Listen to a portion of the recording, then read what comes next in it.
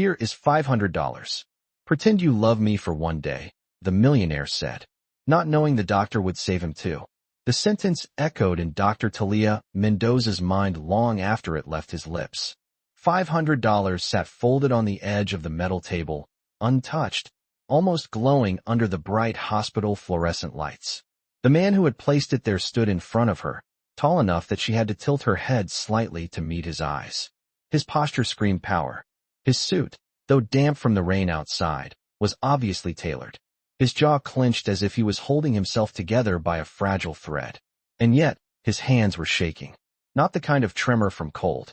This was deeper. A panic attack threatening to surface. She recognized it immediately. He inhaled sharply, then steadied himself on the back of a chair. His voice cracked on the next words, the mask slipping just enough to reveal a human being underneath the millionaire's shell. Just one day? I need you to pretend you care about me. A soft tremble traveled down her spine.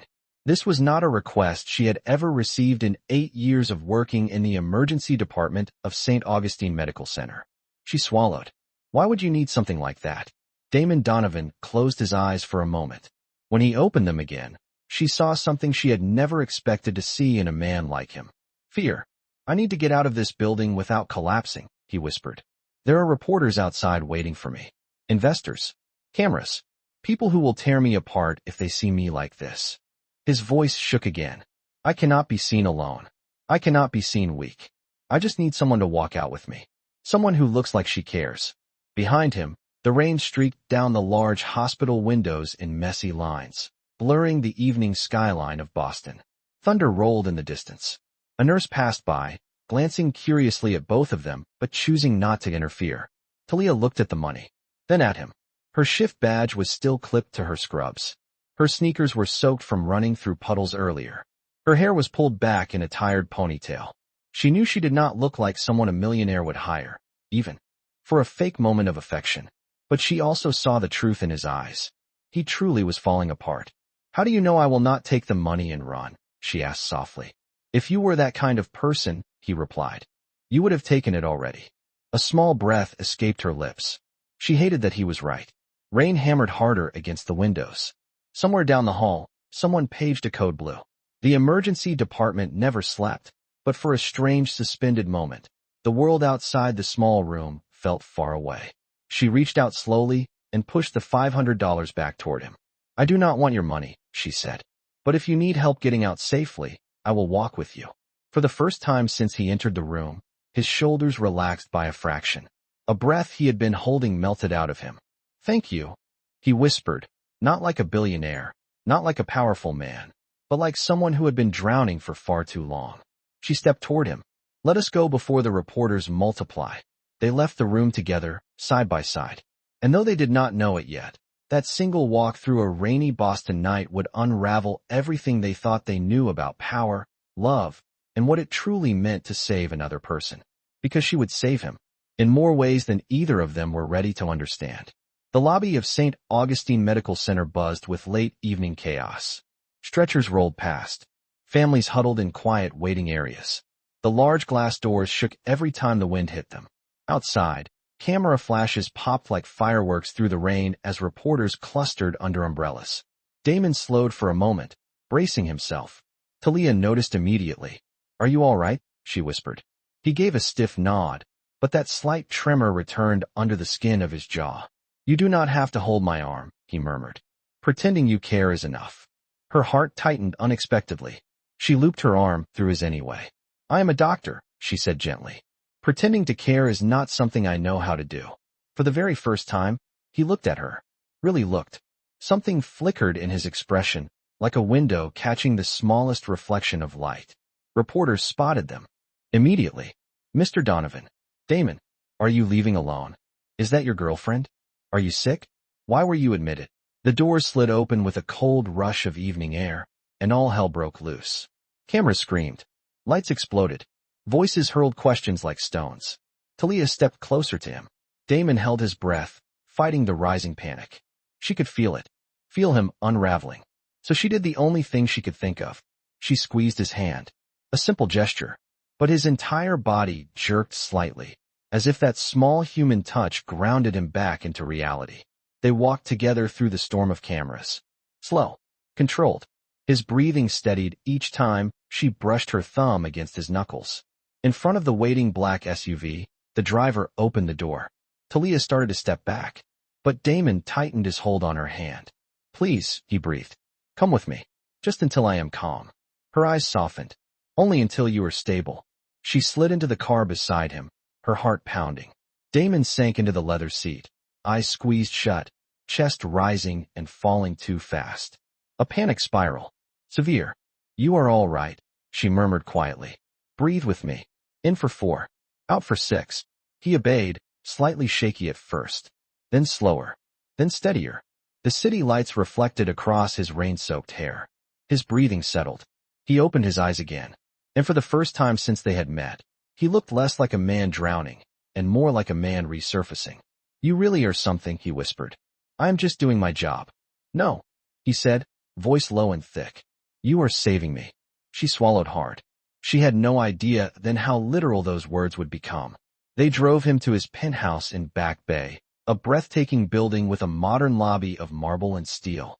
Everything gleamed. Everything signaled wealth so loud that it echoed. Thalia stepped out of the car, planning to leave immediately.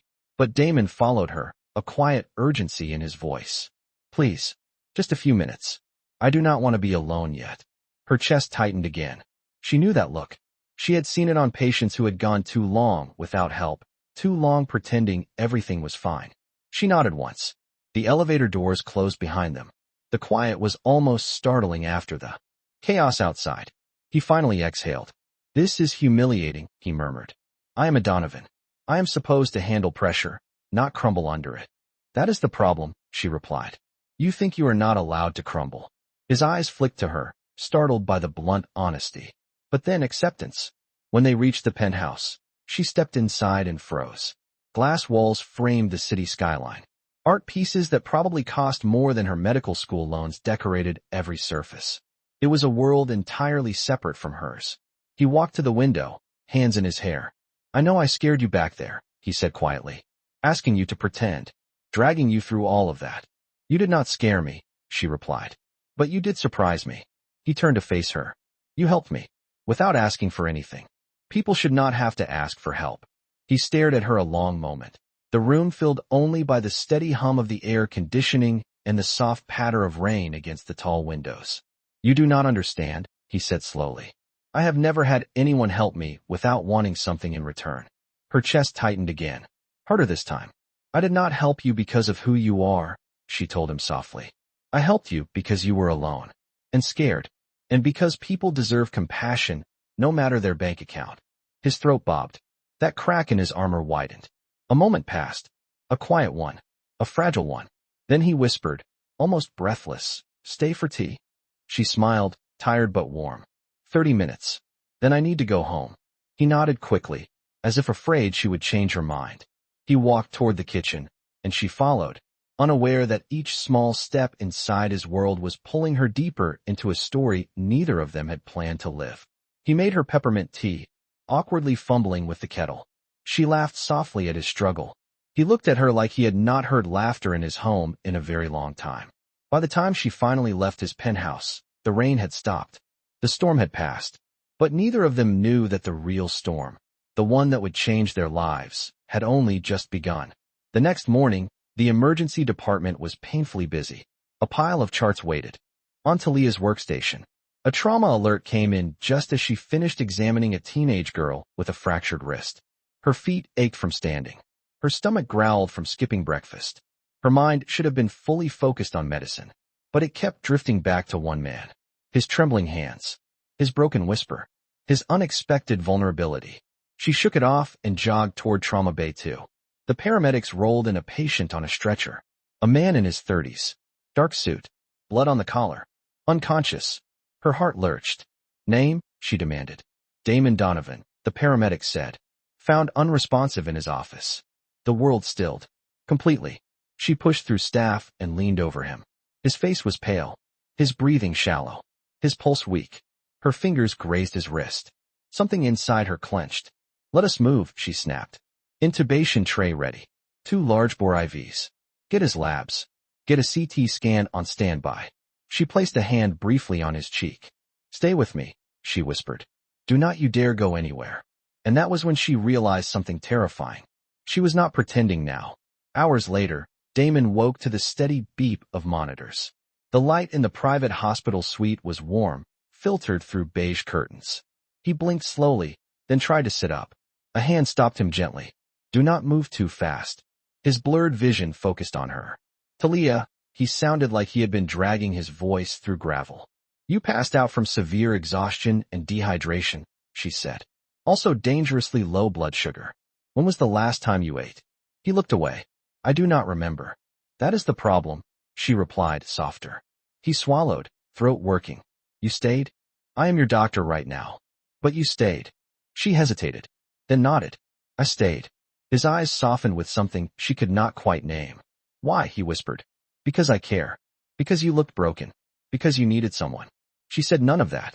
Instead, because you needed help. And because no one should go through a medical crisis alone. He looked at her for a long time. Too long. Long enough that her cheeks warmed slightly. Then he spoke again. Thalia, I need you again.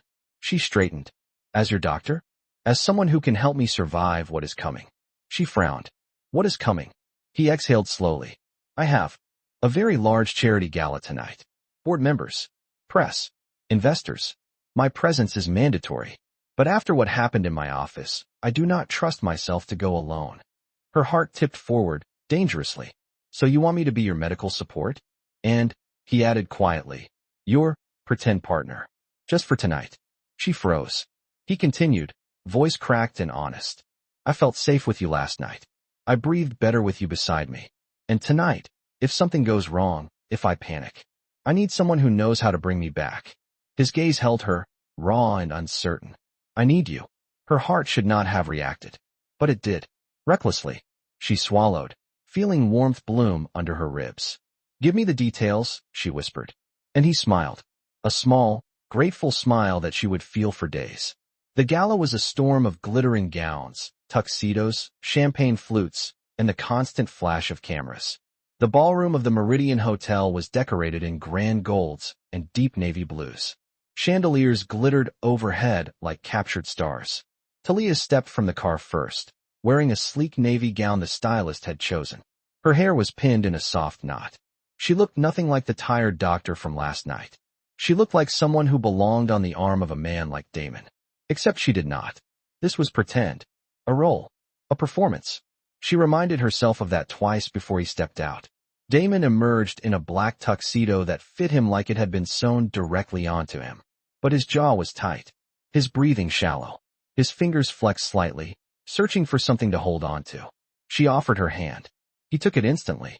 The tension in his chest eased the moment their fingers intertwined. You look, he whispered, then stopped, struggling. You look like someone my heart would choose.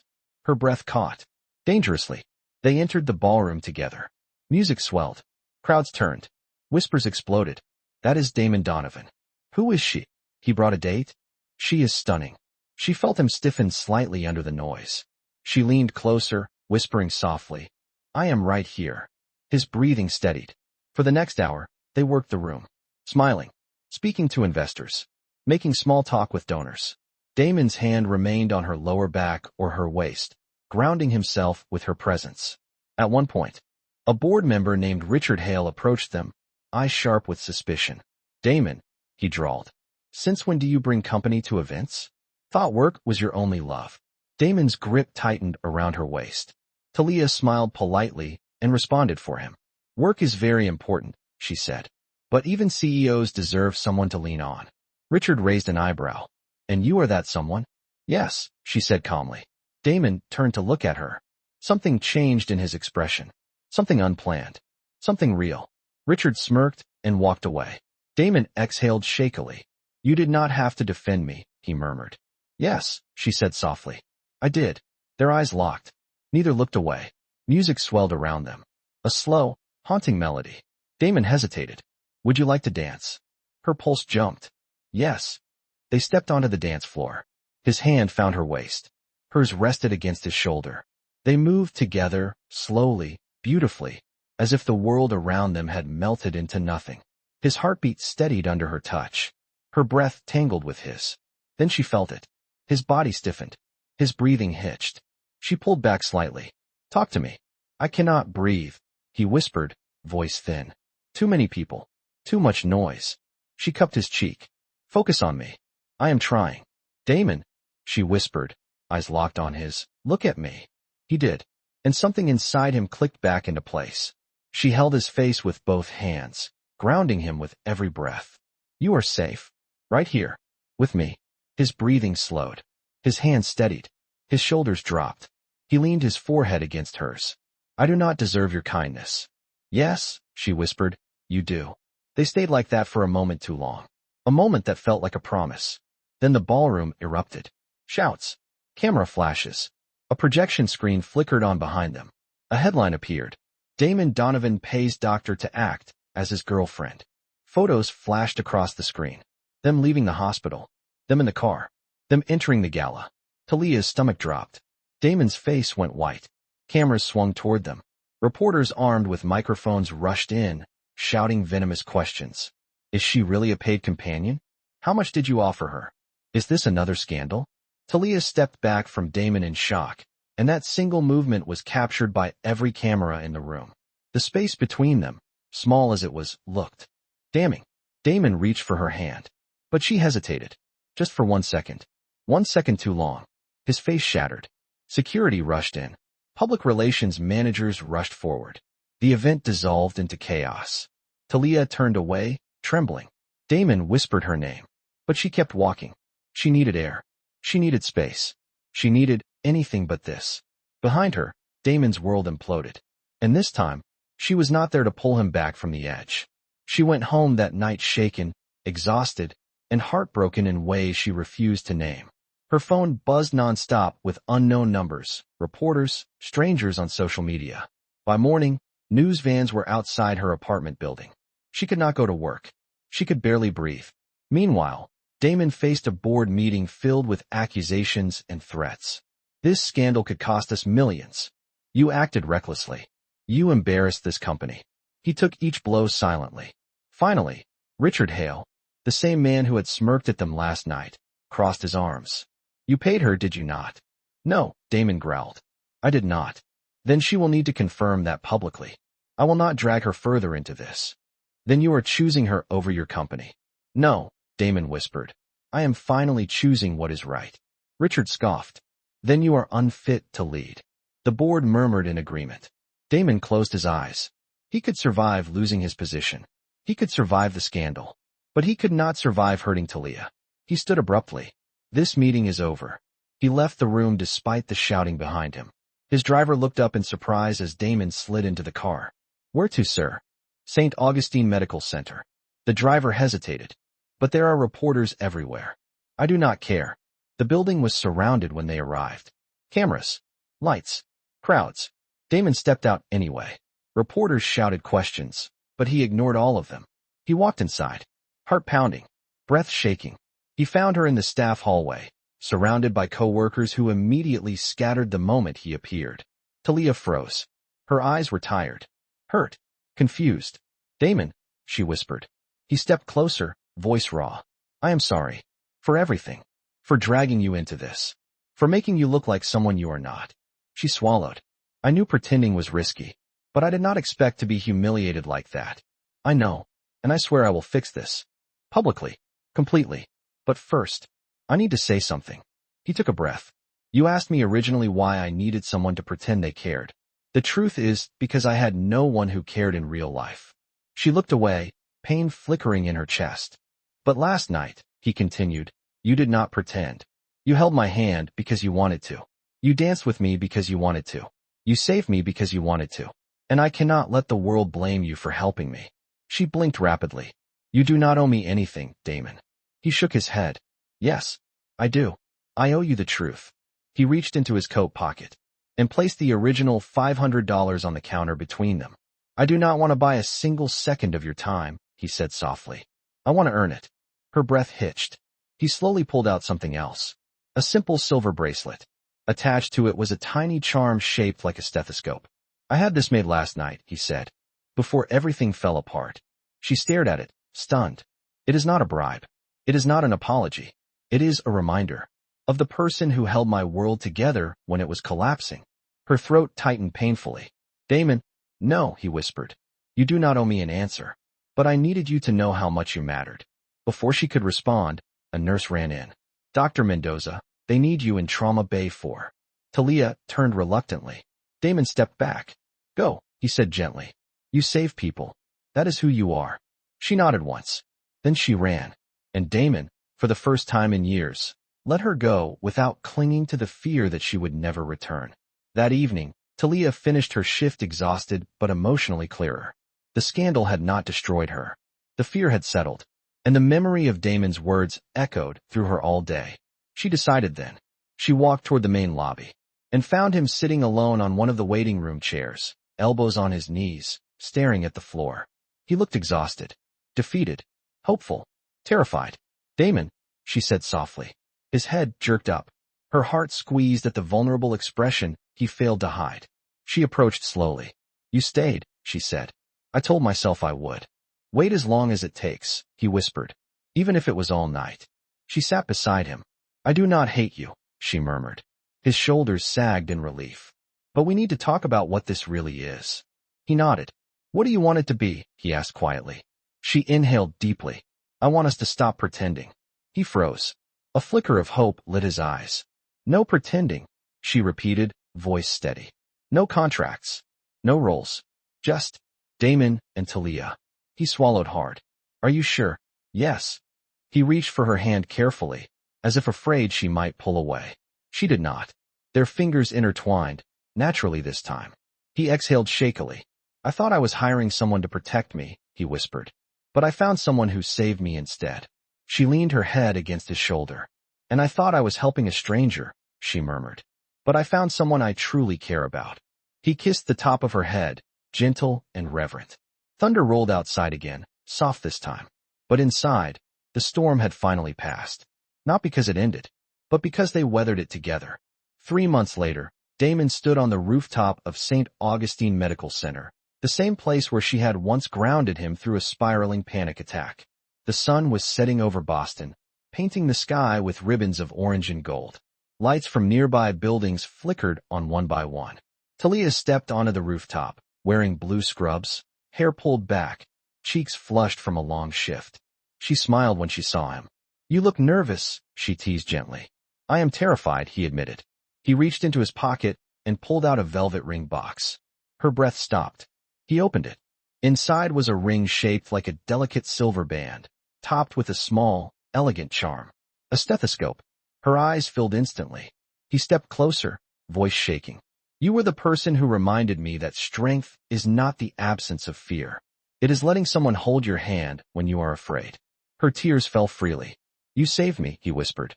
Not just as a doctor, but as the person I never believed I deserved. And I want to spend the rest of my life trying to deserve you. She pressed a trembling hand to her lips. Thalia Mendoza, will you marry me? She nodded, tears streaming. Yes, she whispered. 1,000 times yes. He slid the ring onto her finger.